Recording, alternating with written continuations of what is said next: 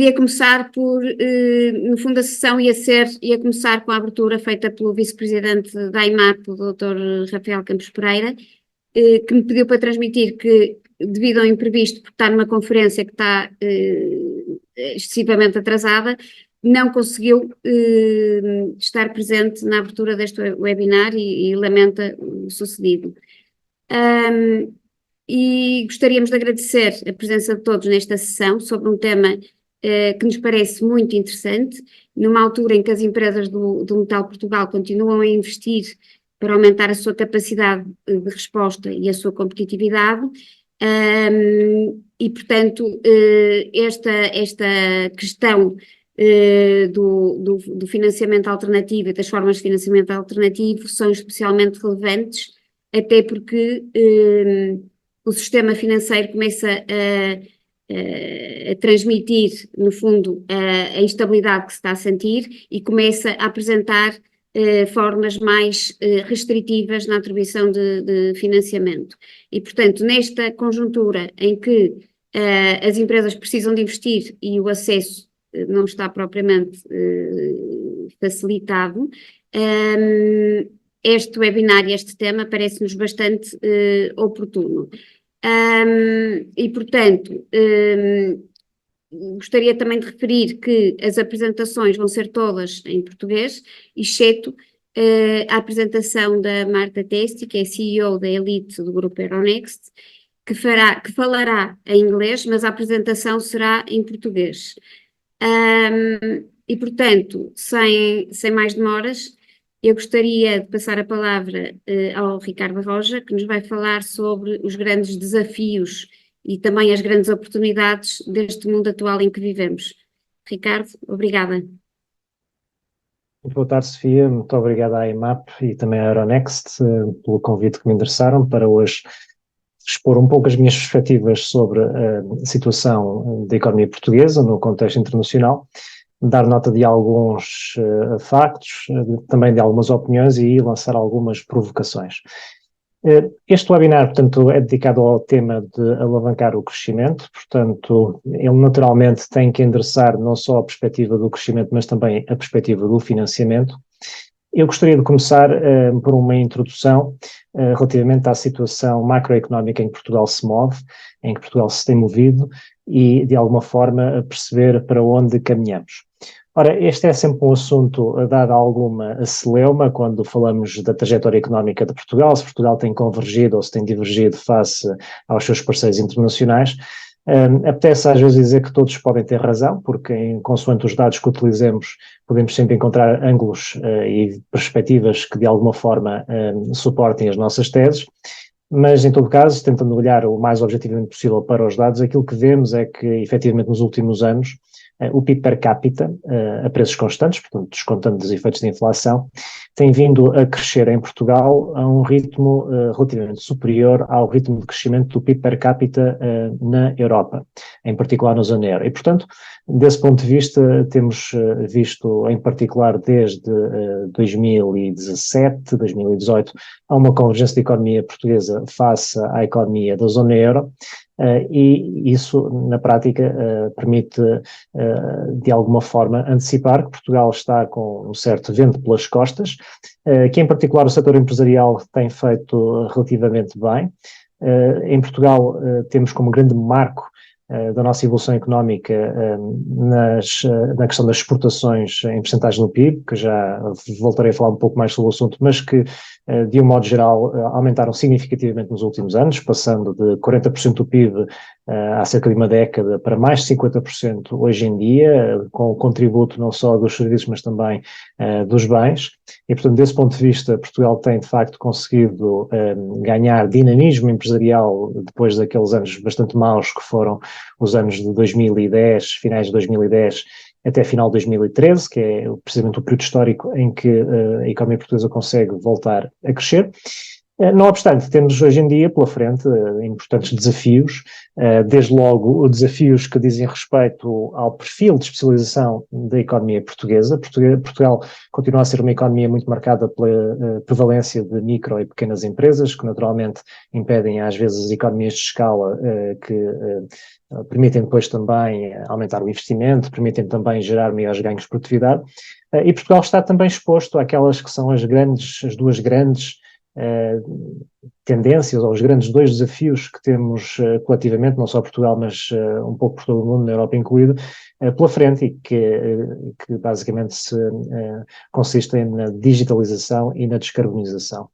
A questão da digitalização é uma questão especialmente importante para todos os meios de economia, mas talvez até com maior pendor na área dos serviços. Isto dito, hoje em dia aquilo que se vê é um certo esbatimento da fronteira que outrora existia entre indústria e serviços, e de facto hoje em dia há uma área que está a crescer bastante na economia portuguesa, que é a componente de serviços dedicados à indústria ou associados à indústria. Portanto, na prática, como eu dizia, há um esbatimento dessa fronteira entre setores de atividade e que abrem naturalmente novas perspectivas e em que a digitalização pode ser precisamente um fator de diferenciação. Depois há a questão da descarbonização, que no setor que é representado pela IMAP tem particular relevância.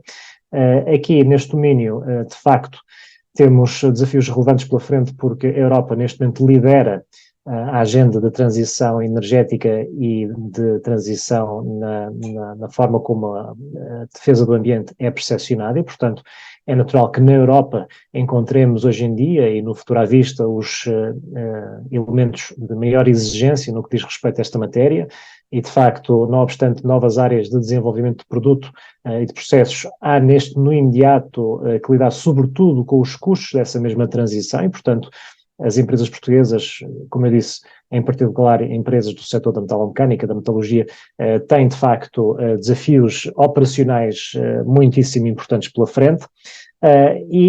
Por fim, uma última nota que eu gostaria de deixar também, em termos de desafios e de oportunidades, há hoje em dia indiscutivelmente uma desglobalização do comércio internacional, uma fragmentação do comércio internacional e, portanto, a tentativa de trazer para mais próximo dos mercados consumidores as respectivas cadeias de produção encerra também uma oportunidade, assim nós consigamos absorver em Portugal. Neste momento, os dados iniciais de que dispomos, a evolução dos últimos 2, 3 anos, em que este fenómeno se começou a fazer sentir, não permitem, contudo, digamos, dizer taxativamente que estamos a aproveitar essa oportunidade. Portanto, aquilo que temos visto é que, efetivamente, o investimento direto estrangeiro tem vindo a crescer em Portugal, mas tem vindo a crescer a exemplo do que tem sucedido um pouco por toda a União Europeia. Portanto, Portugal, desse ponto de vista, não é ainda um caso de notório sucesso, sem prejuízo, obviamente, de muitas mais empresas portuguesas poderem entrar nas respectivas cadeias de produção das indústrias que estão neste momento a ser trazidas para mais próximo dos consumidores na Europa. Dizia eu que a convergência / divergência da economia portuguesa face às demais é sempre motivo de celeuma, e é motivo de celeuma porquê? Porque não obstante o PIB per capita ter de facto convergido para os indicadores da zona euro, isso aconteceu não porque Portugal tivesse crescido extraordinariamente face à média da zona euro, mas sim porque a média da zona euro desacelerou significativamente, e vemos hoje de facto economias grandes na Europa, o caso da Alemanha, o caso da própria França, Itália, que têm crescimentos relativamente modestos, que têm vindo a ter trajetórias de crescimento menos robustas ao longo dos últimos anos, e portanto a convergência de Portugal, em certa medida, foi por desistência dos demais.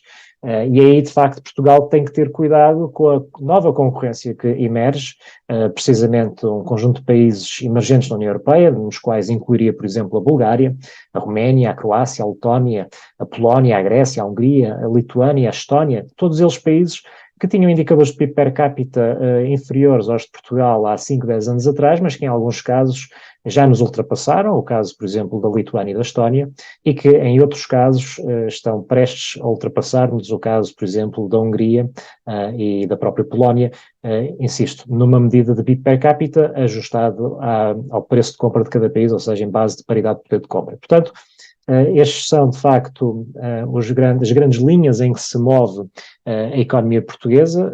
Sim, houve alguma convergência, mas, como disse, em certa medida, por desistência dos países mais ricos, e também correndo ainda o risco de ser ultrapassado por muitos outros países que até há pouco tempo atrás estavam bem atrás de nós. Entre esses fatores, eu gosto sempre de destacar um fator que é um dos fatores de competitividade que temos que ter em consideração. Eu gostaria sempre de destacar a questão da carga fiscal, porque aí, de facto, temos novamente uma convergência para o nível da carga fiscal dos países mais ricos, mas ao passo que, à medida em que em Portugal a carga fiscal tem vindo a aumentar, a verdade é que naquele outro conjunto de países, que eu chamei países emergentes no seio da União Europeia, a carga fiscal tem permanecido em níveis estáveis e até com alguma tendência a alguma redução em percentagem do respectivo PIB. E, portanto, a mensagem que eu deixo sempre aos decisores políticos em Portugal é que, sim, é bom ter recursos para financiar serviços públicos, mas atenção, porque a fiscalidade é um elemento relevante, em particular na dinamização do investimento, e, portanto, é preciso ter uma carga fiscal adequada à riqueza que o país exibe e, sobretudo, adequada em comparação internacional com os países que diretamente concorrem connosco. Como eu dizia no início, as exportações de bens e serviços têm contribuído fortemente para o crescimento da economia portuguesa, não só os bens, como também os serviços. Obviamente, no caso de Portugal, o turismo tem sempre uma relevância grande, mas no caso da indústria de bens, há de facto muitos setores, nomeadamente o vosso, em que o crescimento das exportações tem sido muitíssimo robusto. Há, no entanto, aqui uma cautela, uma nota de cautela a fazer, e essa nota de cautela reside na importância de nós distinguirmos o que é o contributo das exportações para o PIB e o que é o contributo do valor acrescentado bruto associado a essas mesmas exportações para o crescimento da economia. E, de facto, se na métrica das exportações sobre o PIB temos uma evolução extraordinariamente boa em Portugal, na métrica de valor acrescentado bruto das exportações em percentagem do PIB, o caso já muda um pouco de figura e aí, de facto, o que se vê é uma estagnação, uma ligeira melhoria, mas essencialmente uma estagnação nos últimos anos. E, portanto, o desafio da economia portuguesa está em exportar mais com uma cada vez maior incorporação de valor acrescentado bruto gerado em Portugal, coisa que, para já, como eu dizia, não se tem visto em grande medida na economia portuguesa. Outro desafio consiste também em conseguir exportar aumentando as margens de preços. E aí, no que diz respeito à economia portuguesa como um todo, vemos que os chamados termos de troca, que relacionam o preço das exportações face ao preço das importações, têm vindo a deteriorar-se em Portugal.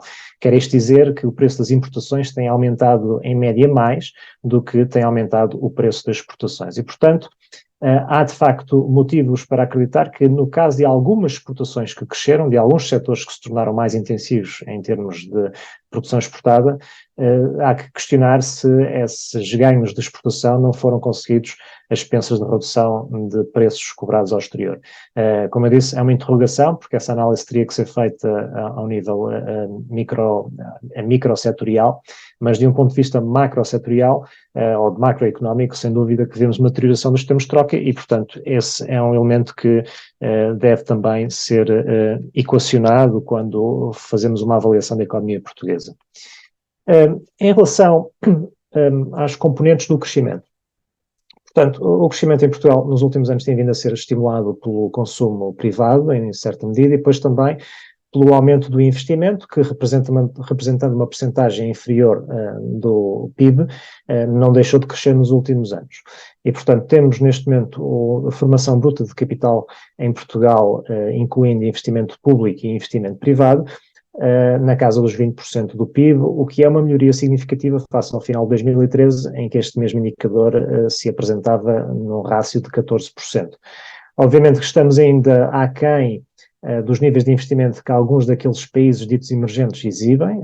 Se nós formos analisar alguns daqueles ditos países emergentes, portanto, economias do leste, do Báltico, vemos que os níveis de investimento em percentagem do produto são superiores aos nossos, em alguns casos até significativamente superiores, acima de 25% do PIB, e, portanto, em Portugal temos que continuar a fomentar as condições que propiciem o investimento, não só o privado, que é aquele que efetivamente tem alimentado esta evolução positiva do investimento em Portugal, mas também o investimento público, como bem sabemos, do debate que é público também, tem vindo a ser muito parco e tem vindo também a ser utilizado como instrumento de consolidação orçamental e, portanto, na prática, todos os anos são anunciados grandes aumentos no investimento público, mas depois, na prática, eles nunca ocorrem porque há outras prioridades orçamentais. Dentro do investimento, uma nota que eu gostaria também de deixar, em particular dirigida ao vosso setor, é que, efetivamente, o principal contributo para o aumento do investimento em Portugal foi não só, por um lado, o investimento privado das empresas, mas também o investimento em construção. E, portanto, é o investimento em construção que passa de sensivelmente 7,5% no final do PIB no final de 2013 para cerca de 12% no final de 2022, que está, como eu disse, o principal estímulo ao crescimento do investimento. E, portanto, neste momento, é previsível que este investimento em construção persista, não obstante a subida das taxas de juros, que sabemos bem tem sempre um efeito desafiante sobre o setor da construção, em particular sobre o setor do imobiliário, mas em Portugal a construção não se resume apenas ao imobiliário, e, portanto, há muito investimento em infraestruturas físicas que terá que continuar a ser feito e, portanto, na senda destes números é natural que continuem aqui a existir oportunidades consideráveis.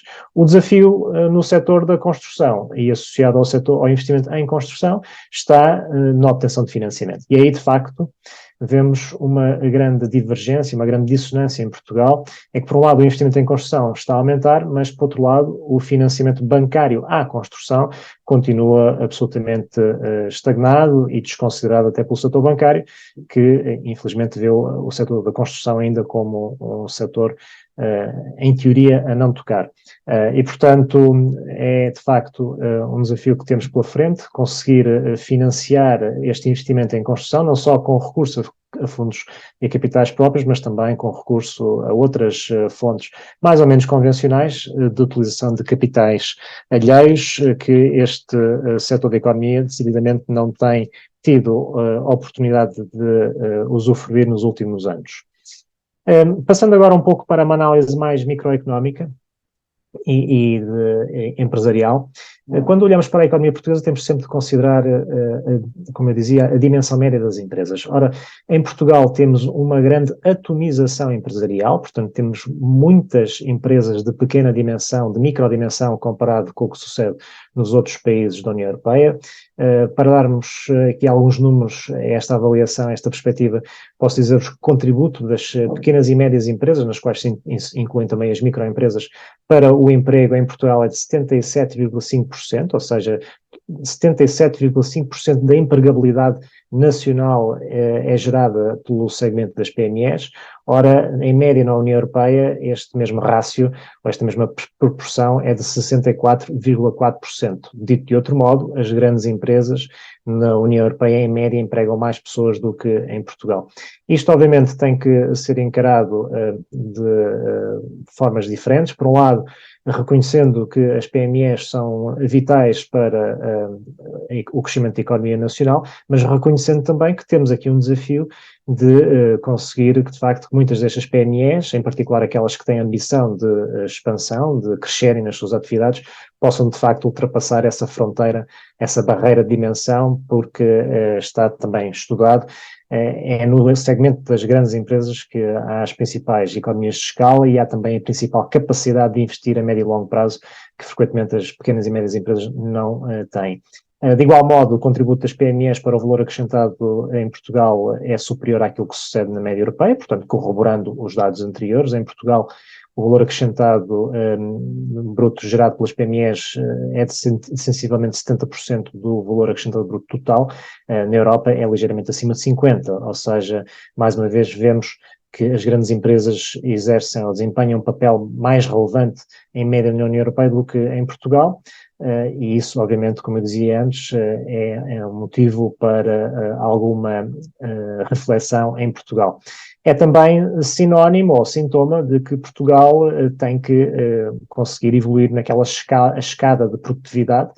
Falamos muito no problema da produtividade em Portugal. Efetivamente, a dimensão média das empresas contribui para uma menor produtividade em Portugal face ao restante aos restantes países da União Europeia, mas depois há outros fatores, nomeadamente a capacidade tecnológica da própria economia, a intensidade tecnológica da própria economia, e que em Portugal, mais uma vez, encontra dificuldades face ao que em geral acontece no resto da Europa. Para tal, a solução passa novamente por um lado, incorporar mais tecnologia nos respectivos processos produtivos, por outro lado, fazer formação contínua dos recursos humanos das pessoas e beneficiar também da progressiva maior instrução que as novas gerações trazem ao mercado de trabalho. E depois procurar também, em função dessas duas alavancas, procurar também entrar em segmentos de maior produtividade internacional, de novos setores onde Portugal se possa especializar internacionalmente, beneficiando de novas vantagens competitivas no comércio internacional. Esse é um desafio de médio e longo prazo, que tem sido trilhado nos últimos anos, é justo reconhecê-lo, mas que neste momento exibe ainda um potencial de progressão muito significativo. Dentro do setor empresarial, gostaria de destacar algumas estatísticas e fazer uma breve avaliação do setor não financeiro, a fim de entrarmos na temática do financiamento. Em 2022, o setor não financeiro em Portugal exibiu uma margem bruta média de sensivelmente 20%, uma margem operacional, portanto, o resultado operacional sobre o volume de negócios de sensivelmente 8%, e uma margem líquida, resultado líquido sobre o volume de negócios, de 5,5%. Portanto, são indicadores de rentabilidade que, por um lado, mostram que a economia portuguesa como um todo está já longe daqueles momentos em que estes indicadores e estes valores eram bastante mais baixos em termos relativos, mas que, em comparação internacional, não é ainda uma economia extraordinariamente rentável. Isto dito, a situação que hoje vislumbramos é uma situação que dá algum alento. E dá algum alento porquê? Porque, de um ponto de vista de estrutura de balanço, de estrutura de demonstração de resultados, vemos que hoje em dia a rentabilidade operacional que as empresas portuguesas, em média, exibem, mais do que compensa o custo do seu financiamento, nomeadamente financiamento por capitais alheios, portanto, endividamento. E, portanto, quando essas duas condições estão reunidas, a possibilidade de depois chamar à colação novos investidores de capital próprio torna-se mais fácil, mais acessível, e, portanto, eu diria que hoje, em face da rentabilidade operacional que as empresas exibem e do custo de financiamento bancário ou do financiamento de dívida que elas enfrentam, existem boas condições para que não só as empresas consigam mais financiamento bancário e financiamento através de emissão de dívida, mas também consigam aumentar o seu apelativo junto de investidores que entrem nas empresas com uma perspectiva de investimento em instrumentos de capital próprio, sejam eles instrumentos puros e duros de capital próprio ou instrumentos híbridos com características que simultaneamente exibam características de instrumento de capital próprio e instrumento de capital alheio ou dívida. E, portanto, claramente a evolução nesse aspecto tem vindo a ser favorável, numa perspectiva plurianual, não obstante o período da pandemia, que foi um período que afetou todos os países de um modo mais ou menos idêntico, mas Portugal já recuperou da situação pandémica, da recessão que teve nesse ano e, de facto, não só do ponto de vista macroeconómico, mas do ponto de vista microempresarial, as condições hoje em dia são francamente favoráveis a operações de financiamento, porque, de facto, a rentabilidade operacional, que é o mais importante, existe, obviamente divergindo um pouco de setor para setor, mas em média ela existe e, portanto, sendo assim, as empresas ficam mais interessantes aos olhos dos financiadores. Algumas notas para avançar na questão do financiamento e para, de alguma forma, introduzir depois também a apresentação dos oradores que vêm a seguir. Temos em Portugal, como eu dizia, uma situação de rentabilidade operacional das empresas que já é favorável face aos seus custos de financiamento. Temos, no entanto, uma grande restrição, é que o financiamento bancário está estagnado. Esta é uma situação atípica em Portugal. Perdão, é uma situação atípica que se sente em Portugal, com alguma acuidade.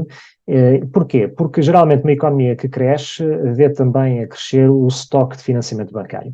Ora, em Portugal, ao contrário da generalidade dos países, não tem havido essa convergência. Por um lado, a economia portuguesa tem crescido, como eu dizia antes, e estamos a falar de um PIB nominal que passou de 170 mil milhões de euros em 2013 para cerca de 265 mil milhões de euros no final do ano passado, 2023, mas simultaneamente temos um estoque de empréstimos bancários que caiu de 100 mil milhões de euros no final de 2013 para cerca de 72 mil milhões de euros no final de 2023. Portanto, temos aqui de facto uma situação muito atípica, não obstante a economia ter crescido, e que faz com que as empresas tenham necessariamente e desejavelmente de olhar para outros meios de financiamento. O financiamento bancário, sem desprimor, naturalmente, os bancos são fundamentais na atividade das empresas e são um parceiro para as empresas, mas a verdade é que neste momento o setor bancário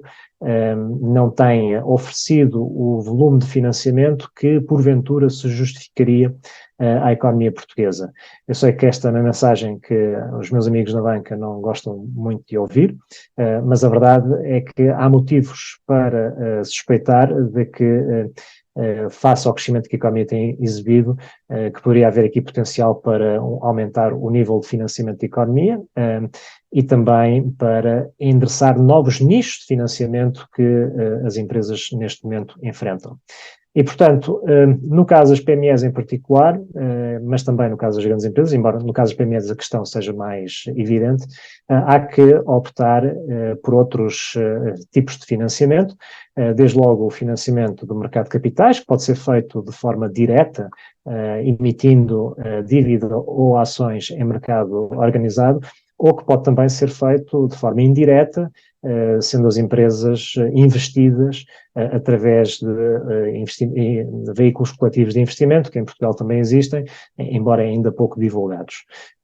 E depois, dentro do próprio financiamento bancário, haverá também outras oportunidades, embora mais de nicho, que eventualmente possam começar a ser desenvolvidas, nomeadamente o financiamento de propriedade intelectual e industrial, que é um tema de nicho a nível internacional, mas que em alguns países já se faz com alguma normalidade e com alguma robustez, que em Portugal não é de todo endereçado pelo setor bancário e que convinha também começar a ter alguma expressão em Portugal para que as empresas, nomeadamente aquelas que estão focadas em inovar, possam ter melhores condições de financiamento.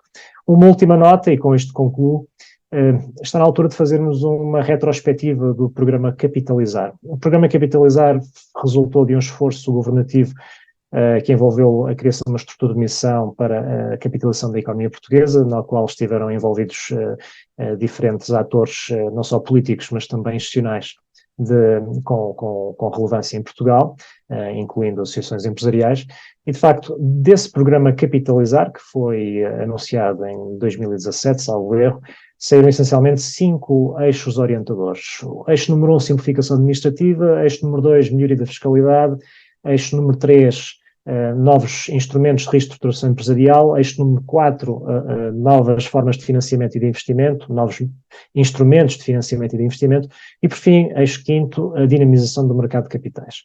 Ora, se analisarmos com detalhe cada um destes eixos, vemos algumas iniciativas que foram concretizadas pelo Governo desde então.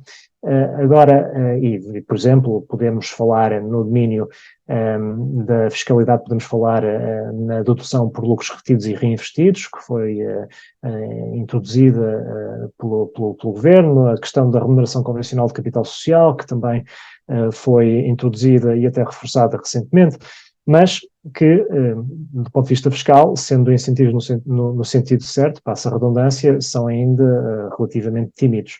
Podemos também falar nas questões relacionadas com as reestruturações empresariais, ou seja, na melhoria dos regimes de insolvência em Portugal, na introdução recente de um mecanismo de alerta precoce por parte do IAPMEI, que até ganhou um prémio internacional, mas mais uma vez, os ganhos efetivos são curtos e no que diz respeito, por exemplo, às insolvências, continuamos com prazos médios de insolvência absolutamente ridículos, na casa dos 60 meses, 5 anos, se considerarmos todas as etapas do processo de insolvência, de A a Z.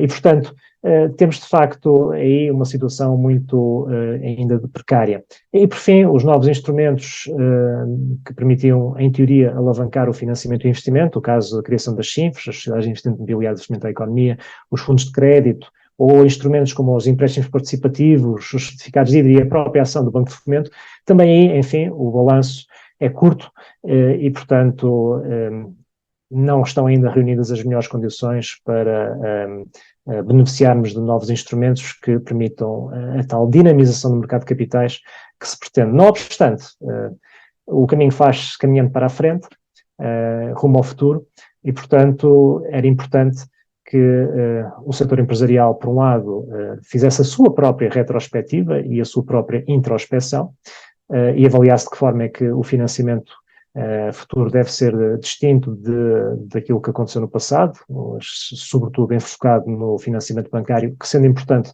não pode ser a única forma de financiamento, e que aproveitasse as oportunidades do mercado de capitais em perspectiva, em especial as oportunidades que os mercados internacionais continuam a providenciar, não só na vertente dos mercados de capitais, mas sobretudo na perspectiva da internacionalização, porque quando falamos de financiamento nunca nos podemos esquecer do outro lado da moeda, que é do investimento. O financiamento serve a propósito de lançar o investimento. E, de facto, é sobre esta primeira dimensão, o investimento, que é preciso pensar primeiro e depois procurar a melhor forma de financiar esse mesmo investimento. Muito obrigado. Muito obrigada, Ricardo. Foi, como sempre, uma excelente participação e uma partilha muito interessante.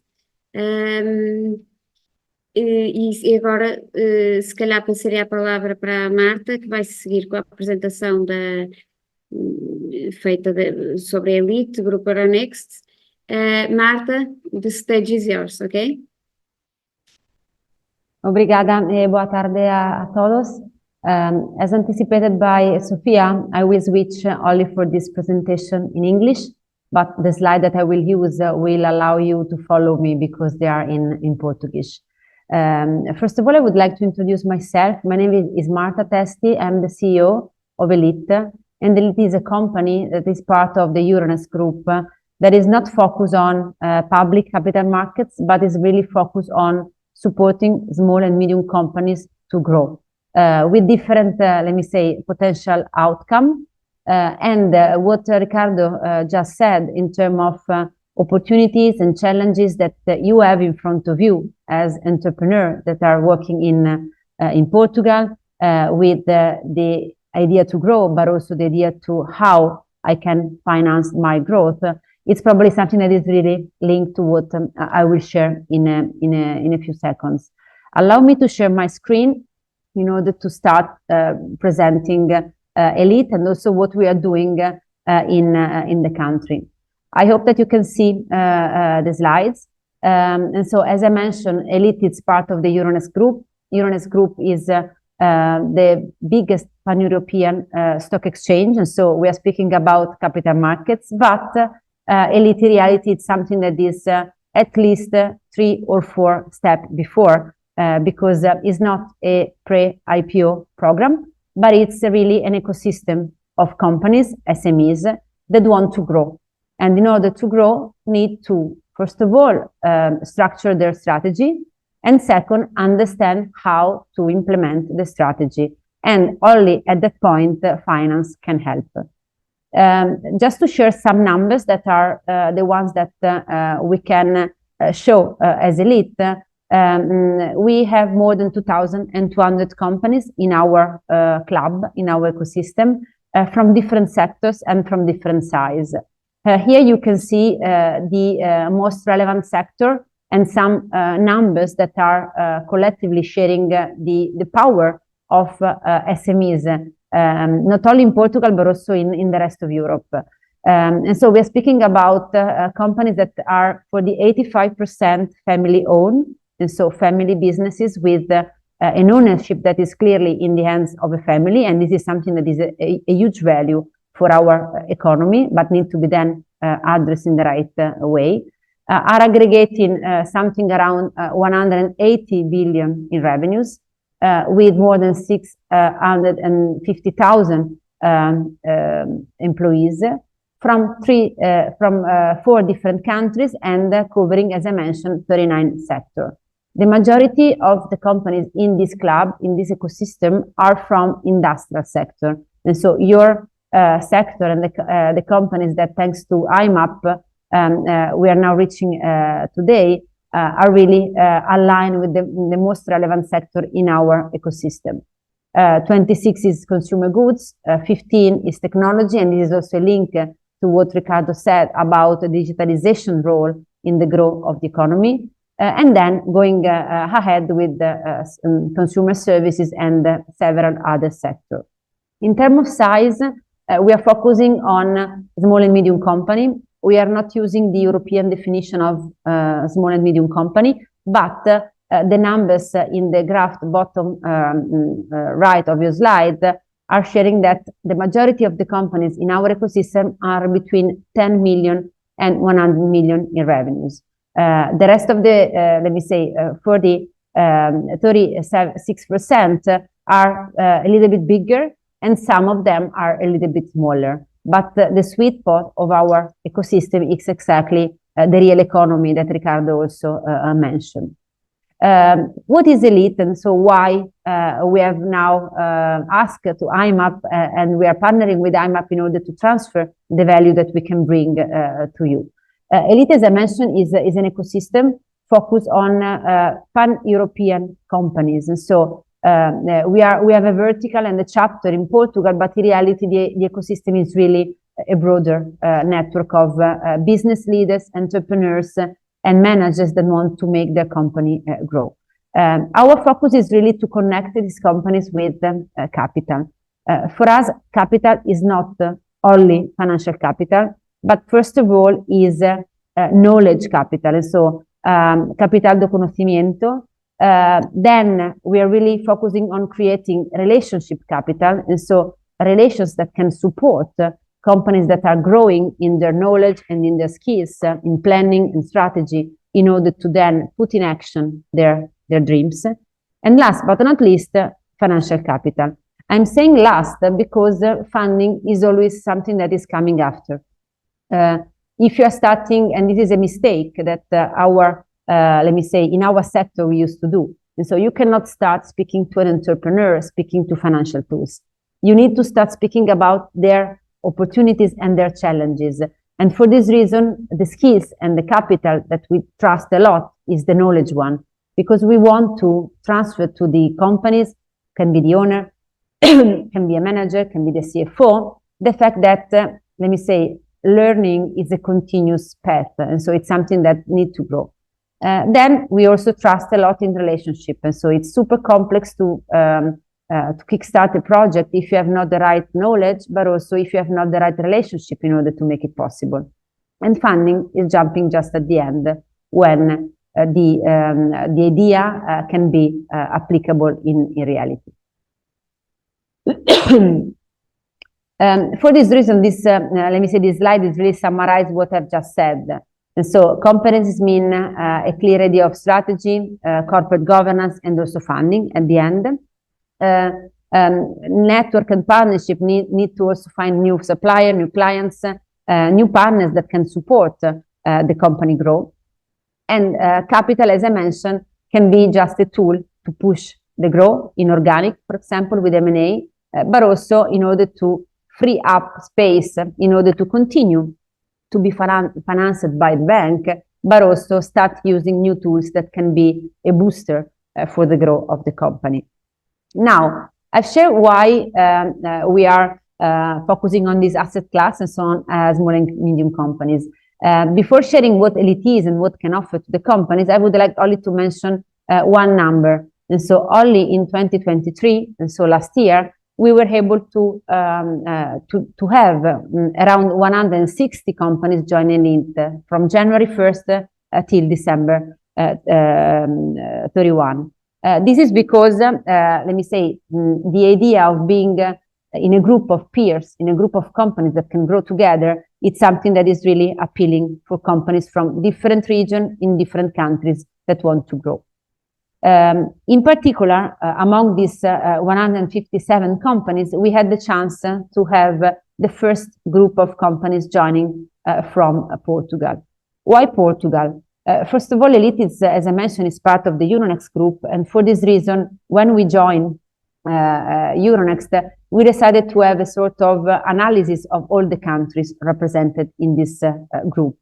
Euronext is covering 7 countries, and so we start analyzing every country one by one, understanding if what we are offering to them can be relevant. The discussion about Portugal has been quite interesting because we had from the first moment the idea that there was let me say, a momentum, a right moment where we can really try to expand and also grow Elite. And this was also confirmed by the first group of companies, and then we will have a testimonial from one of these companies that will share his feeling, the fact that we were able to start the first group with 11 companies from 3 regions and 6 sectors. These companies are really different in terms of activity and different in terms of growth strategy. And they are all, let me say, find something that can be valuable for them in Elite. But again, I don't want to speak on myself, but I will then allow to one of these company to cover this point. Elite is based, as I mentioned, on 3 pillars. And so knowledge capital, and so we are built in order to give new skills to the companies. Relationship capital, and so we are built in order to put companies in contact in a powerful network of companies, but also advisors, stakeholders that can really speed up the process of growing.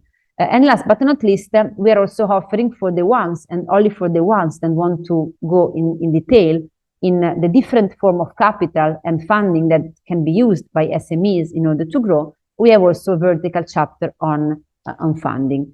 Again, our objective is not to be a program to push company to be listed. I spent 10 years of my life doing exactly this kind of activity, and this is not absolutely something that can be beneficial for you, but also for us. And so our approach is really to be focused on the companies that want to grow and try to help them and support them in grow in a more structured way. Going with the first in the first pillar, here you can see what we can offer to the companies in the first 12 months that they join us. And so there is a mix of training, but also not only in Portugal, but also international. There is a mix of coaching, and so mentoring to companies in order to transfer some inputs from theory into practice. And so what we used to call strategy in action. But then on the second pillar, we are really building a trust group of companies that can be in contact with themselves. And so finding new clients, new supplier, new partners, or at least new friends that can be a point of reference for them in thinking about their challenges, but also their opportunities. Last but not least, let me say the chapter about funding is focused on different solutions. And so we used to call them funding solution in order to support companies that want to push on their growth with some ideas and some products that can be useful for them. Just to give you an idea of the first part, and so the training part, we are now collecting some companies that want to start the second group of Elite. And what the companies will face is exactly what I've tried to share before. And so we will be together for 2 days in Lisbon, in this case, with professors, but also companies, testimonial and professionals, in order to understand how to grow towards new projects and new strategy, understanding that the strategy is not something that is only in the head of the entrepreneur, but it's something that needs to be cascaded on the entire company. We will then focus on funding because this is part also of the tools in the toolkit that you have in order to boost this growth. And we're also focusing on international elements because, as also Ricardo mentioned, the idea of pushing the company growing outside of the country, it's something that is relevant for all the European countries, but for sure it's even more relevant for the company in Portugal, considering also the size of the internal market. This training path is something that is not designed for individuals, but it's something that is designed for the company. And so we have at least 2 or 3 people in each company that are attending this training, because strategy and growth is something that needs to be shared. And so it's not only for 1 or 2 people. On top of this, let me say, first bench of topics and training, the exposure to other international companies is really part of our mission. For this reason, we have built a calendar of workshops or grow labs that are organized in order to allow the company to be not only in contact with new contents and with new experts, but also to be in contact with other companies and also from other geographies. And so we have now a sort of pan-European campus that is, let me say, really well organized in 4 different cities: Paris, Amsterdam, Lisbon/Porto, because we are also rebalancing our focus in Portugal on Porto, and Milan. And starting from March, as you can see, we will go through the different topics that are really deep dive of what we said at the beginning, in order to put together knowledge capital and relational capital. And we will start in Paris on strategy, then we will follow in Amsterdam on funding. We will be in Portugal about sustainability, and then we will end the tour in Milan, focusing on inorganic growth, and so M&A, in order to push the internationalization.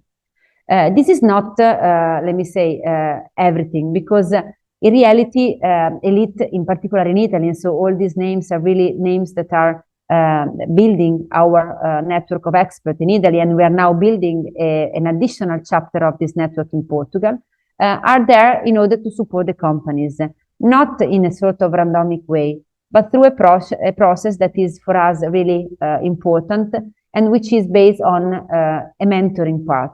And so after the training and after or during the international exposure, we are also assessing with the companies what are the key priorities. And on top of that, we are building some company assessment, some company focus, one by one, in which companies can also choose the partner that they want to have around the table in order to start discuss this part. This is our idea of transforming strategy from theory to action. The second pillar is probably quite easy to be understood. And so networking and visibility is, let me say, based on the recognition of being part of an ambitious and well-positioning community, and so the branding part. We are also always in contact and also always showcase the best practices and the best example of inspiring stories in our network. We are also pushing on content that are not only, let me say, skills, but is also showcase some testimonial and some videos that we are also using in order to unlock some ideas in other companies. And again, we are really focused on events and also speaking opportunity like the one that we will listen soon with one of our companies. Clearly, we cannot do everything in an eye touch mode, but we are also built in order to have a platform that is a trusted and closed ecosystem, digital ecosystem, where companies can find peers, can also reach out CEOs, chairman, CFOs, but also chief commercial officer of other companies in order to start build some relationship. The last pillar, as always, only at the end, is focus on funding. Ricardo said a lot of really interesting points, even if I'm not a Portuguese speaker, was really clear and useful for me to assist to the presentation, because I can now also link some of the topics that I want to share with you with some of the analysis that he made. Clearly, the funding source for the majority of the SMEs, not in Portugal, not in Italy, but in Europe, is the banking system. And this is something that is absolutely normal and obvious, and is also something that needs to be there. And so it's not something that can be completely disrupted. But what is true is that this source is not enough. This source is something that can be, let me say, useful. In the last probably more than 10 years, this source was really also growing thanks to the quantitative easing approach, after the credit crunch crisis, but also to the from the let me say extraordinary measures that have been applied in all the countries in order to support companies with traditional banking laws.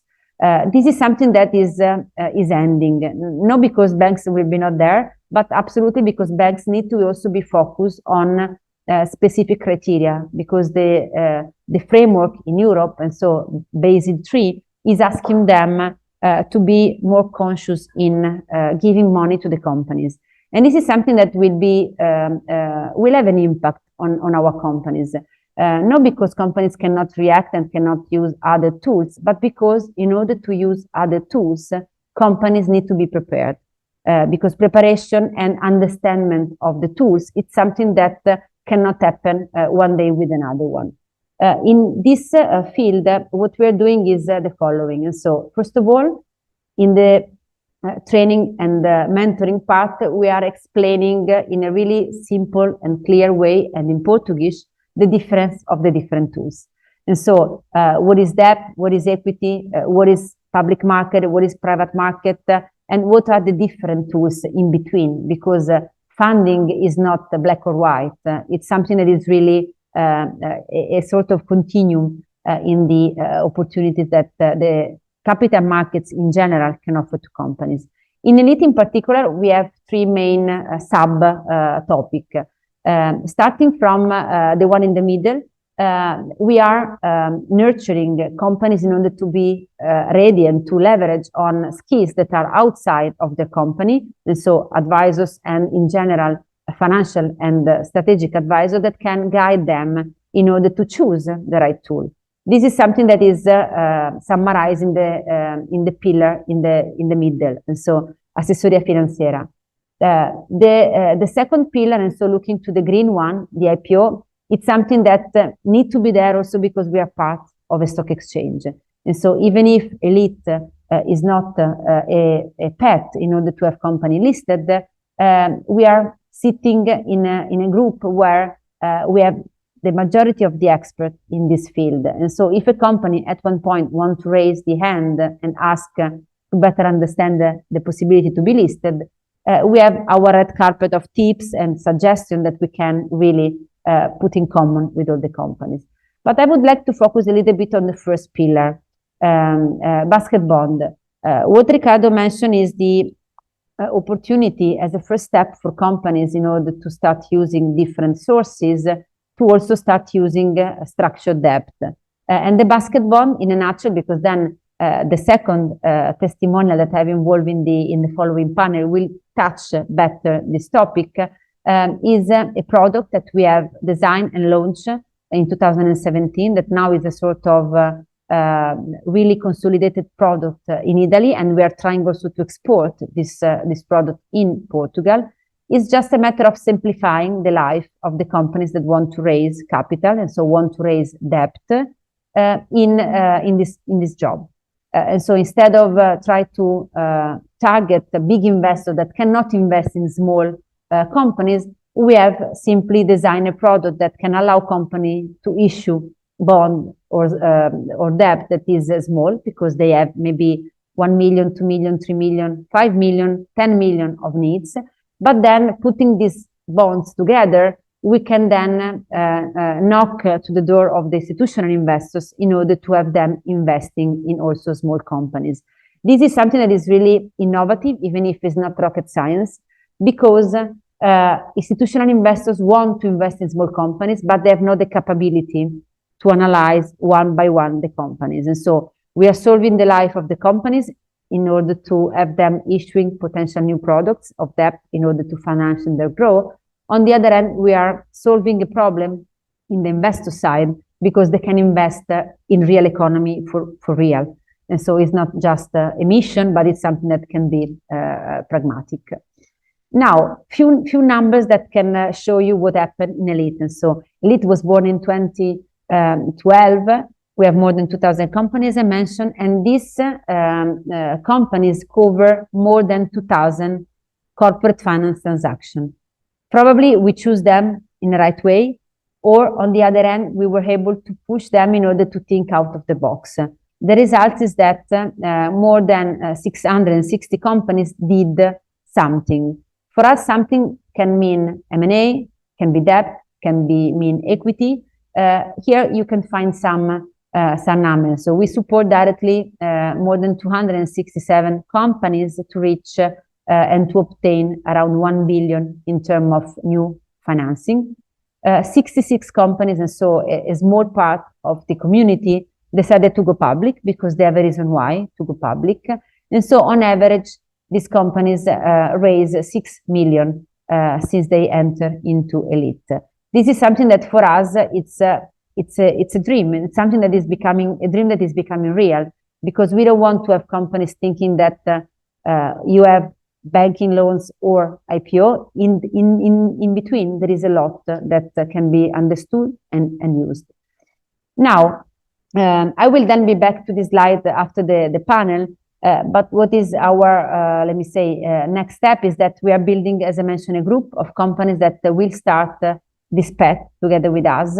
And this group will start the 5th and the 6th of March. And so if there is something that I've said that it could be of interest for you, after this webinar, we have the possibility and you have all our availability in order to help you in understanding if you are the right companies and if Elite can really help you. I would like to stop here with my presentation. And before giving the possibility to have some question, I would like to introduce the panel. I always used to present Elite with the support of companies and partners that are working with us in order to make it more pragmatic and even more interesting for sure. And so I have invited today two, let me say, people and two friends, I would like to say Portuguese friends, that are following us from the beginning. I would like to introduce, first of all, one of the companies that entered Elite in last year, Hugo Rigor, who is the managing director of one of the company part of Grupo Petrotech. Grupo Petrotech includes a number of private companies, and Hugo is exactly the managing director of one of this company. And the main activity of the group is focused on the production, the marketing, and the distribution of technical support and equipment for the oil industry.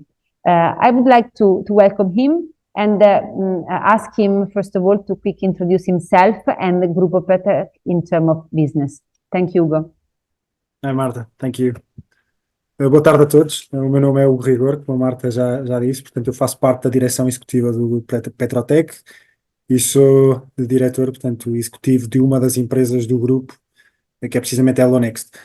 É uma relação gira porque o grupo Petrotech é muito conhecido por fazer bombas de combustível. Eu tenho precisamente nas minhas mãos agora a startup do grupo que se lança para os carregadores elétricos e para o hidrogênio.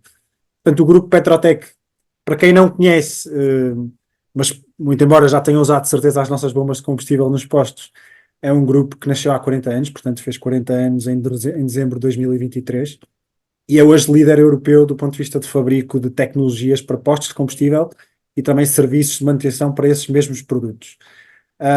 Nós temos os nossos produtos em cerca de 200 mil estações de serviço, só para terem uma ideia, por todo esse mundo fora. Temos cerca de 1.200 pessoas a trabalhar no grupo e estamos neste momento presentes de forma direta, portanto com operações diretas de serviços e de vendas em 10 países. Portanto, Portugal, que é o nosso mercado nativo, da Espanha, França, UK, Roménia, Angola, África do Sul, Moçambique, México e Índia. Já tenho que usar uma cábula para o número de países, que já começa a ficar complicado.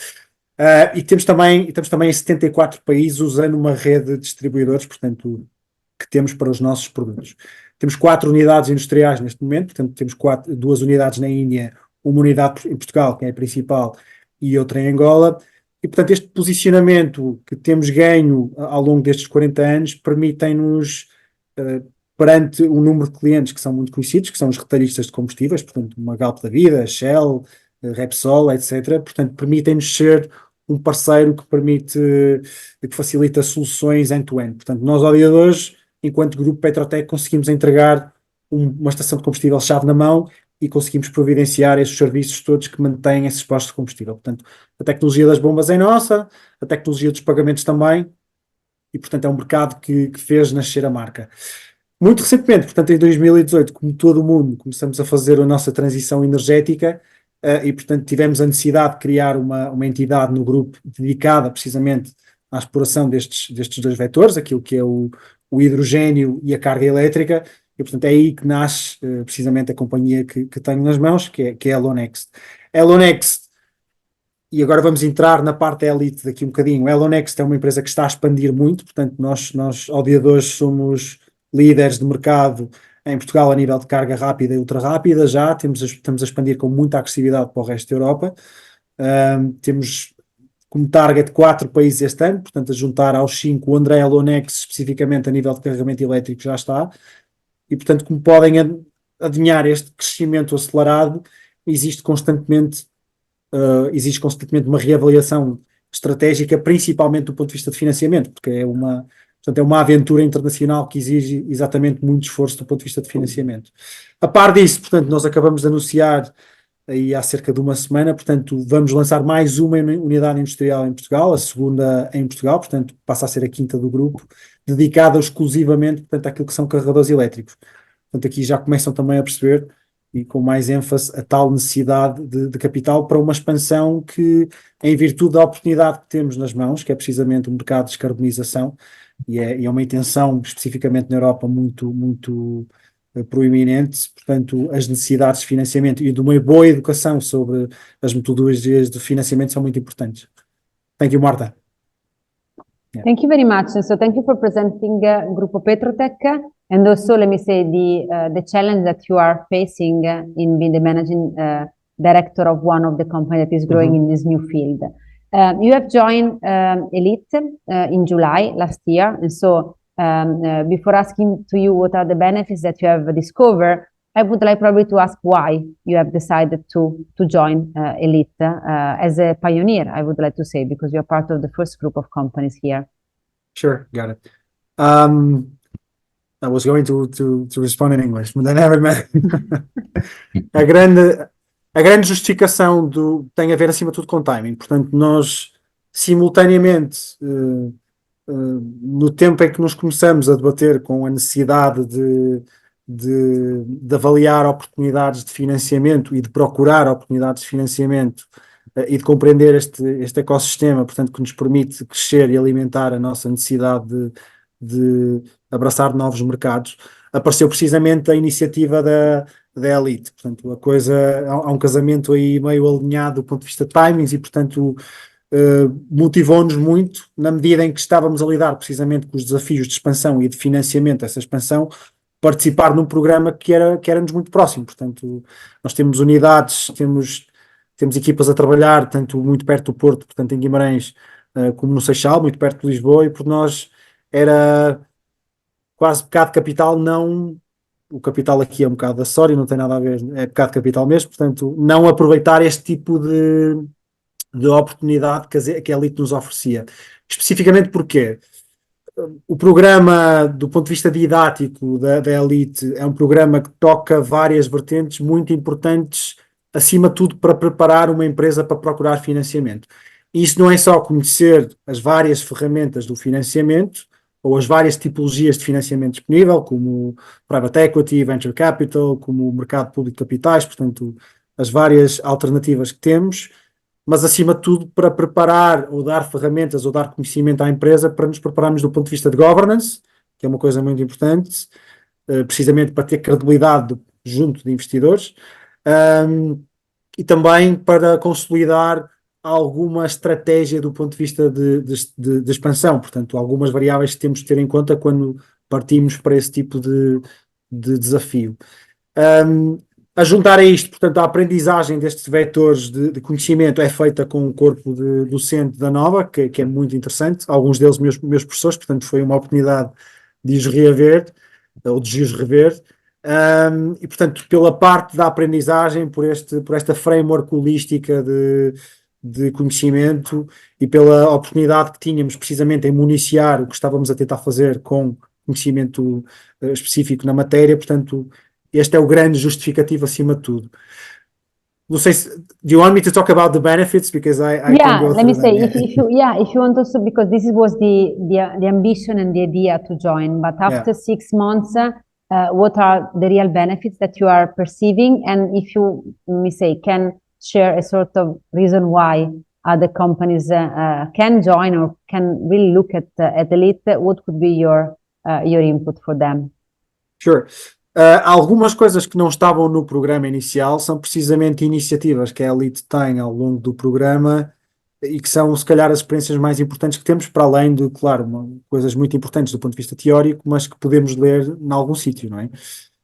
Coisas muito interessantes e importantes que não estávamos a contar numa fase inicial do programa. A componente do networking é muito promovida pela Elite, portanto, há companhias muito interessantes, há pessoas muito interessantes, há uma rede global da Elite também disponível e, portanto, toda esta fricção no bom sentido com as outras empresas permite-nos conhecer sempre pessoas novas, trocar ideias, muito possivelmente ter aqui oportunidades sinérgicas a nível de exploração de outros negócios, dos mesmos negócios, de outros mercados. Portanto, pela parte do networking é muito interessante. É uma coisa ativamente promovida pela equipa da Elite, portanto, mesmo que nós não tenhamos muito tempo naquele dia, a equipa da Elite leva-nos de certeza ao evento e são coisas muito bem organizadas. Há uma preocupação enorme em que as pessoas interajam e, portanto, faz todo sentido pela vertente do networking.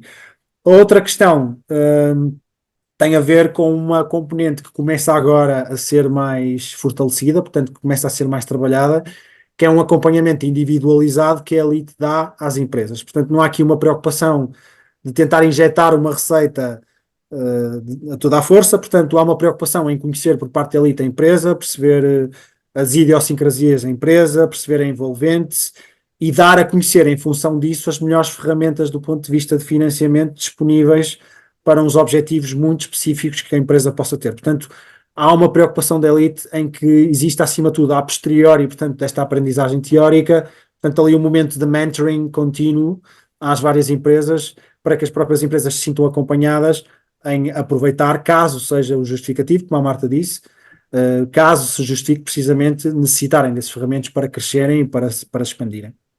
Certo? Thank you very much, Ugo, for your inputs, and Ugo will remain with us. And so, if you have any question for him at the end, it's always really nice.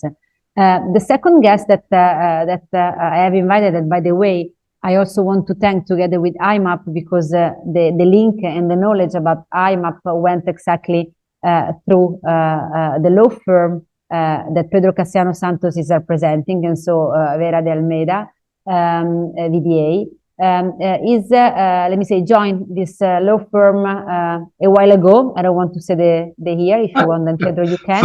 34 years ago. Exactly, in 1989. And he is the head the head partner in the banking and finance area. Even if, let me say, the link with IMAP was really through another partner in VDA that is also connected with us today, that is more focused on corporate. So thank you very much, Maria, for making it possible. Pedro, I would like to ask you a couple of points linked to what Hugo has just said, but in particular also to what Ricardo said at the beginning. And so I've shared in my presentation that finance and funding are, let me say, needed tool in the toolkit of each of the companies today that want to grow. And I also said that, let me say, this is needed in order to capture the best opportunity for them. But before asking to the company to use the tool need to be understood, and the company need to really have information about this tool. Can I ask you, based on your, let me say, professional background and experience in this field, to share the different financing tool available today, because maybe tomorrow we will also have additional ones, and the key elements of equity and debt tools, just to clarify a bit the screen. Como combinado, Marta, obrigado. Vou falar em português, embora seja um bocadinho difícil responder em português a perguntas em inglês, mas como o Hugo fez uma apresentação fantástica, vamos lá ver como é que eu me saio. Gostava, em primeiro lugar, de agradecer não só a participação neste seminário, a oportunidade que é dada, mas, adicionalmente, agradecer aos meus antecessores a usar da palavra, o Hugo, a Marta e o Ricardo, porque eu acho que eles já disseram absolutamente tudo. E, portanto, aquilo que fica para ser dito do lado jurídico e do lado de quem trabalha, enfim, profissionalmente neste segmento e nestes conceitos, é mais explicar os conceitos que temos e a possibilidade que o temos de os utilizar, e também a abertura que na lei portuguesa temos para fazer em Portugal, na lei portuguesa, tudo aquilo que também conseguimos fazer nas outras leis dos outros países da União Europeia ou mesmo nas leis anglo-saxónicas. É um gosto enorme estar aqui e participar com estas empresas, agradecendo também à minha sócia Maria da Conceição Cavassos, que nos está também a ouvir no escritório do Porto, e deixando ainda a nota de que este push da elite para estar simultaneamente, pelo menos em Lisboa e no Porto, vem precisamente da percepção que nós próprios temos no escritório de que para chegar ao mercado e ao tecido empresarial é preciso estar também mais a norte, porque Lisboa terá talvez menos oportunidades do que a zona mais a norte no nosso país. E, portanto, também somos nós que somos culpados por ter empurrado a elite um bocadinho para o Porto, e eu não estou nada arrependido de o ter feito. Em relação às ferramentas de financiamento, nós, obviamente, temos uma dicotomia clássica entre aquilo que são fundos próprios e aquilo que são fundos alheios. Ou seja, o capital próprio, o capital que vem dos próprios sócios e o capital que vem de terceiros, ou seja, dos credores de vários tipos. Dentro do capital próprio, e essa seria a minha primeira mensagem, temos criatividade e possibilidade de ter inovação e de inventar uma solução que esteja adaptada às necessidades de cada empresa. Em Portugal temos muitas empresas, e particularmente no segmento de pequenas e médias empresas, que são empresas familiares, em que existe muitas vezes alguma reserva acerca da permissão para a entrada no capital de investidores que sejam terceiros. Obviamente que cada caso é um caso, obviamente que cada situação difere uma da outra, e obviamente que é muito importante que, nomeadamente nas empresas familiares, o conhecimento sobre a atividade, a gestão, os fornecedores, os clientes, não se perca, e portanto esse conhecimento está normalmente precisamente na família empreendedora que começou e que desenvolveu a atividade da empresa. Mas é também importante que haja abertura para perceber que muitas vezes, e particularmente quando chegamos ao nível da internacionalização e quando é necessária reforço de capacidade para poder atingir outros mercados, é necessário saber associar terceiros que possam também tomar posições no capital da empresa. Dentro do capital, as figuras jurídicas são necessariamente ações ou cotas, e depois dentro das ações podemos ter algumas figuras mais criativas, capital sem voto, capital com remuneração contratualizada. Também temos muitas vezes figuras ou participantes que provêm das figuras dos organismos de investimento coletivo, designadamente do capital de risco, que participa no capital, digamos, com uma determinada objetivo e com um determinado calendário, com uma determinada remuneração em perspectiva, e portanto temos muitas possibilidades de ser criativos ao nível do capital, não exclusivamente, e o discurso que a Marta apresentou em relação ao IPO e, portanto, a possibilidade de vir a admitir o capital à negociação, seja, digamos assim, um fim da linha que pode até nunca chegar, claro, mas que pode estar bastante longínquo. A mensagem em relação ao capital seria precisamente destinada aos senhores empresários, empreendedores, não deixar de considerar as possibilidades, não deixar de considerar as alternativas. seja através dos mercados mais organizados e com estas figuras, como seja capital de risco, ou ações sem voto, ou outras soluções desse género, seja mesmo em situações de joint venture mais individualizadas, contratualizadas, com acordos parasociais, em que naturalmente o controle político da sociedade e o controle económico da sociedade possa ser mantido ou ser partilhado numa determinada medida adequada. Passando para o lado dos fundos alheios ou dos recursos alheios, também aí temos inúmeras alternativas e possibilidades. Eu penso que o Ricardo, na primeira apresentação, falou com bastante clareza acerca do fenómeno da redução da disponibilidade de crédito bancário para o financiamento da nossa economia. É impressionante pensar que ao longo de uma década há uma redução que eu penso que será à volta de 30% nos números que o Ricardo citou, face à dimensão do PIB, da disponibilidade de crédito bancário para financiar a economia.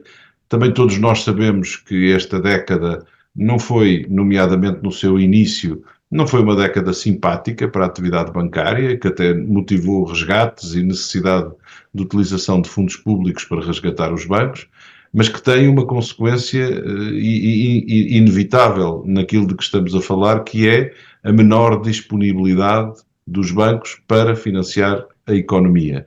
E seja na construção civil, que também foi mencionada, seja mesmo nos outros setores. A verdade é que essa disponibilidade, se calhar em correção de situações do passado que entretanto terão sido corrigidas, assim esperamos, mas a verdade é que existe menor disponibilidade e houve um fenómeno do chamado deleverage bancário, ou seja, de os bancos estarem menos disponíveis para fornecer crédito ou injetar crédito na atividade económica. Isto não deve, enfim, ser visto como um papão, desde logo porque os bancos mantêm uma série de outras funções, nomeadamente como, enfim, domiciliadores de contas bancárias, domiciliadores de pagamentos, agências de pagamentos, portanto, mantêm uma série de outras funções que, onde aliás prestam serviços e se calhar hoje em dia a banca funciona mais como prestadora de serviços do que propriamente concedente de crédito. E, portanto, não podemos esquecer essa perspectiva, não devemos de maneira nenhuma escamotear a importância que o setor bancário tem para o próprio funcionamento da economia, mas é verdade que temos todos que ser sensíveis à necessidade de procurar fontes alternativas de financiamento. Já falei um bocadinho ao nível do capital e falando agora ao nível da dívida, essas fontes alternativas de financiamento podem provir, obviamente, do mercado de capitais, com figuras que são muito conhecidas e divulgadas na praça portuguesa, nomeadamente as emissões de obrigações e as emissões de papel comercial, incluindo, portanto, estas duas figuras com uma grande vantagem, porque não tributam um imposto de selo na emissão, na própria emissão, portanto, na concessão do crédito. Já não é bem assim se for necessário um pacote de garantias, mas deixando de parte essa questão, há aqui uma ferramenta, um caminho que nos permite, se calhar, evitar um imposto de selo que é pesado em Portugal e que faz parte daquela fiscalidade pesada de que o Ricardo também falou na apresentação inicial. E, adicionalmente, temos outras figuras, curiosamente também abordadas, seja pelo Ricardo, seja depois pela Marta, figuras, enfim, de capital híbrido, de dívida subordinada, portanto, outras figuras que nos permitem aceder a investidores e estratificar esses investidores que às vezes até, por exemplo, podem tomar posição de credor comum, portanto, credor financiador clássico, mas também ter posição chamada mezzanine, ou seja, de credor subordinado, que normalmente tem uma remuneração e um risco compatível, portanto, maior remuneração para mais risco, também nesse binómio é importante saber pensar, e até, quem sabe, obviamente, também a possibilidade de serem investidores ao nível do próprio capital social. Portanto, no fundo, a mensagem que gostaria de deixar em relação a essa matéria, seja do lado da dívida, seja do lado do capital, é que existem soluções mais ou menos criativas que nos permitem ser atrativos e captar investidores provindos dos mercados internacionais, Ao nível da banca também ainda uma referência para dizer, não nos podemos esquecer que com a livre prestação de serviços e a livre circulação de capitais, estando nós no espaço da União Europeia, obviamente que também são elegíveis para conceder financiamento às empresas portuguesas os bancos que possam até não estar domiciliados em Portugal ou ter cá sucursais ou presenças físicas. Portanto, também é possível o caminho de aceder a financiamento junto de bancos provindos dos outros Estados da União Europeia e até com ferramentas como o papel comercial e a emissão de obrigações, evitar um outro tema fiscal também importante, que é a retenção na fonte nos pagamentos de juros para o estrangeiro. Portanto, existem ferramentas, existem soluções e essa seria, digamos assim, a minha grande mensagem para deixar ao nível de... É preciso conhecer esses instrumentos, saber escolher quais deles é que estão mais adaptados à realidade de cada empresa, de cada emitente, de cada emitente de ações, obrigações, o que for, mas existem soluções e, portanto, não desmerecer na possibilidade de implementação dessas soluções. Thank you very much, Pedro. And I think that even if just at the beginning we have now a clearer idea about the fact that we have not only one tool, but we have more than one tools. And so banks are there to be there, but there are a lot of other tools that can be used in order to assist and to support the company grow. Now, may I ask quickly to focus on the business objective? And so in my feeling, entrepreneur and let me say CEO of small and medium companies are really focused on the business, the product, the service, and things that finance is something that is not, let me say, attached to everything. In reality, let me say, it's just the gasoline, just to make a link with the business of Ugo in order to push the company to grow. And so may I ask you to focus more on the business objective in using this tool to support internationalization, because it's one of the topic of today, and Ricardo underlined this point really well. And maybe if you have any case study that you have in mind to be even more pragmatic in this sharing. Enfim, deixando o case study para o fim, para o mencionar no fim, os objetivos, inevitavelmente, os objetivos da utilização destas ferramentas, inevitavelmente têm que ver com a gestão do balanço de cada empresa ou o alinhamento da atividade dessa empresa com a tipologia dos passivos e dos capitais próprios que essa empresa detém. Seja em matéria de divisa, não é? Nós, estando na zona euro, esse tema deixou de ter a mesma importância que tinha nos tempos antigos do escudo, mas certamente que, para quem, como o Hugo, tem que gerir também uma empresa que está em Angola, o tema cambial é um tema, obviamente, importante. Portanto, mas deixando de parte o tema da divisa, depois a seguir há que pensar certamente na dimensão da maturidade, e nomeadamente do alongamento necessário dessa maturidade em função dos prazos mais alongados dos investimentos que temos que realizar, no fundo, para permitir o crescimento da empresa, nomeadamente quando, ou porque estamos a construir novas instalações, ou porque estamos a adquirir material ou equipamento ou maquinaria que tem prazos de amortização mais alongados e, portanto, é preciso que a maturidade do financiamento possa estar casada com, enfim, as necessidades desse investimento. E também aí estas ferramentas de que estamos a falar, nomeadamente emissões de obrigações ou de papel comercial ou outras figuras que possam ser admitidas à negociação organizada, são portanto, ferramentas que podem estar mais associadas com as necessidades dos programas de investimento ou dos programas de internacionalização que essas empresas precisam de fazer.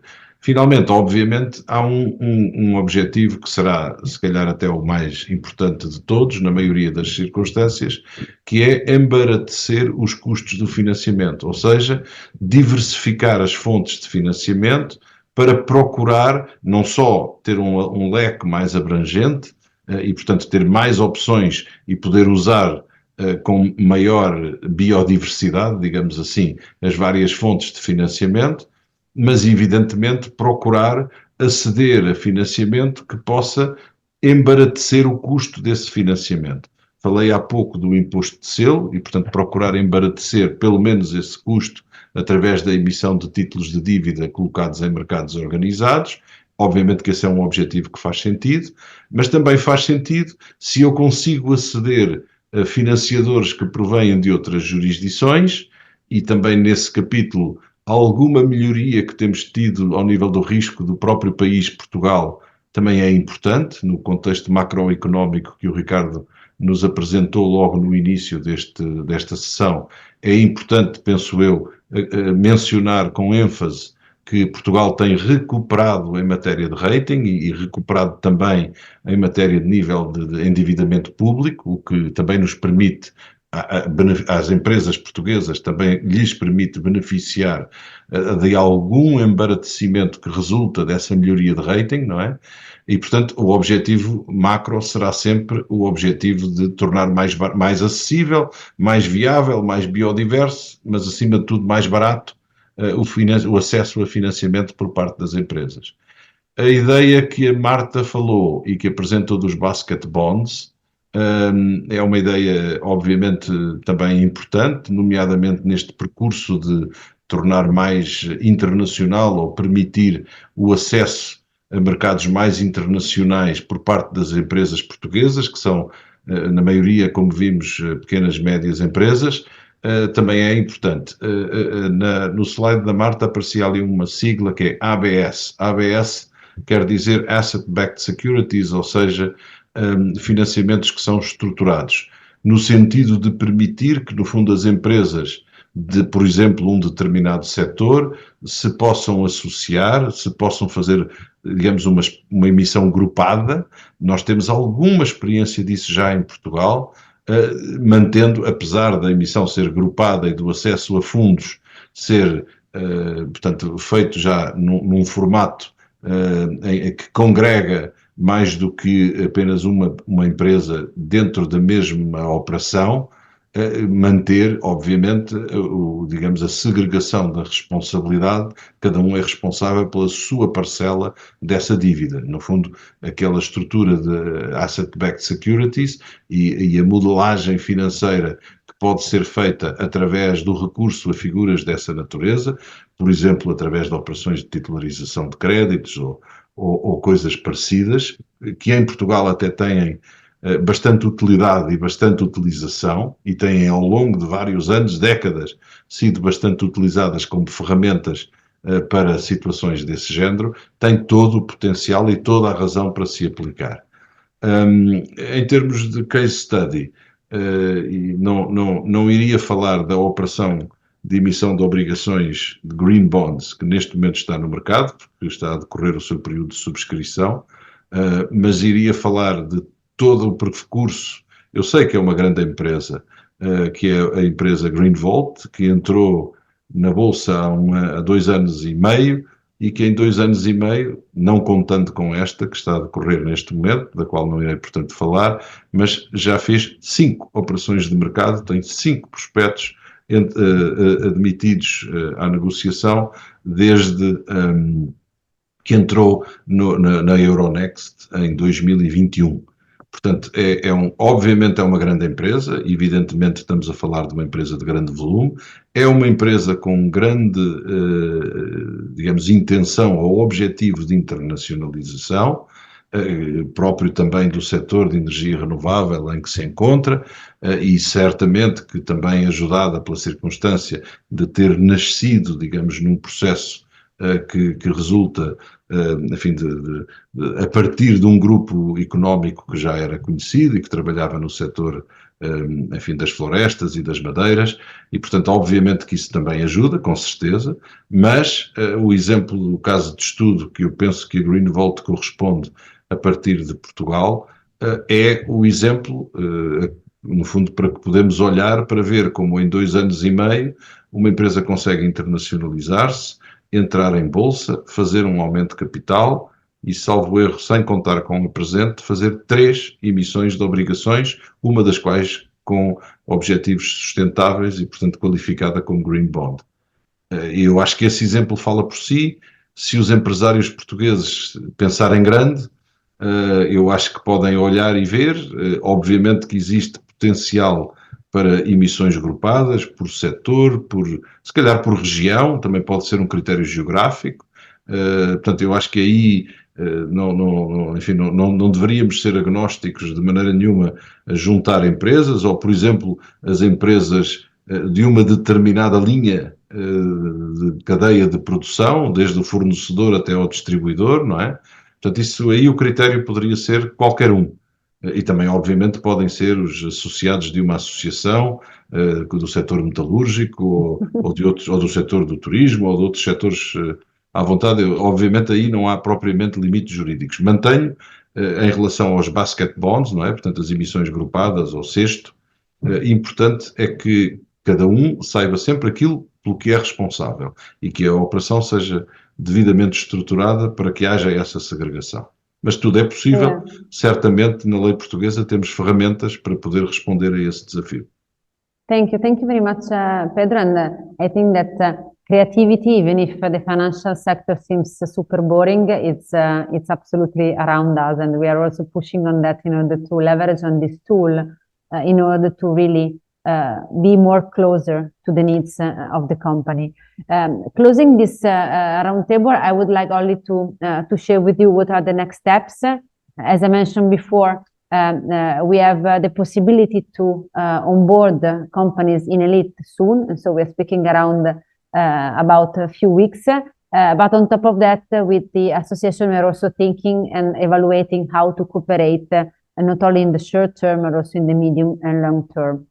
Before closing the webinar, I would transfer the the stage to Sofia, if there are any questions or point that you want to follow up with us. Obrigada, Marta. Eu penso que já estamos um bocadinho adiantados. De qualquer forma, se a assistência se alguém tiver alguma pergunta a fazer, poderíamos aproveitar os próximos minutos. Não sei se alguém quer colocar alguma questão. De qualquer forma, nós vamos partilhar as apresentações, onde podem também encontrar os contactos da Marta Testi e dos outros elementos da Elite. E, portanto, se calhar vamos terminar a sessão. Queria apenas agradecer a participação do Ricardo Arroja, da Marta Testi, do Hugo Rigor e agradecer também ao Pedro Cassiano. Penso que saímos todos mais elucidados hoje sobre formas alternativas de financiamento e, portanto, queria agradecer a todos e nós em breve vamos partilhar então as apresentações. Muito obrigada. Thank you very much, and thank you to IMAP for organizing this webinar. Thank you, You are Sofia. welcome. Thank you, Thank you. David. Bye-bye. Bye-bye. Bye. Thank you. Bye-bye. Bye.